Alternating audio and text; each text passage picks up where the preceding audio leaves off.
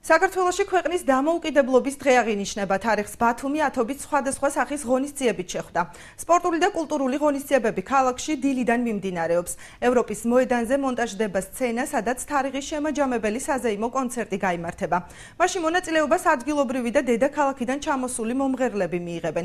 ოფიციალურმა პირებმა გვირგვინითა და ყვავილებით უკვე შეამკეს ქვეყნის ერთიანობისათვის დაღუპულ გმირთა საფლავი. მათ შორის იყვნენ ბათუმის თვისმმართველობისა და აჭარის უმაღლესი საბჭოს წარმომადგენლები. ვარდის საფლავზე ბათუმის მაჟორიტარმა დეპუტატმა საქართველოს პარლამენტში მურმან დუმბაძემაც მიიტანა. საჯარო მოხელეები საფლავზე სასულო ორკესტრის თანხლებით მივიდნენ. საქართველოში დამოუკიდებლობის დღე 1991 წლის 9 აპრილს გამოცხადა, თუმცა ეროვნულ დღესასწაულად მაინც 1918 წლის 26 მაისი აღინიშნება, როცა ეროვნულმა საბჭომ გამოაცხადა ქვეყნის დამოუკიდებლობა. წინააღმდეგობით, მაგრამ მაინც ქვეყანა ამაყად მიდის იმ გზით, რასაც ქვია ნამდვილი სრული სახელმწიფოებრივი დამოუკიდებლობა, ეს არის პოლიტიკური დამოუკიდებლობა, ეს არის ეკონომიკური დამოუკიდებლობა, ეს არის მორალური დამოუკიდებლობა, ეს არის თვითყოთებადობა, ეს არის კულტურის შენარჩუნება.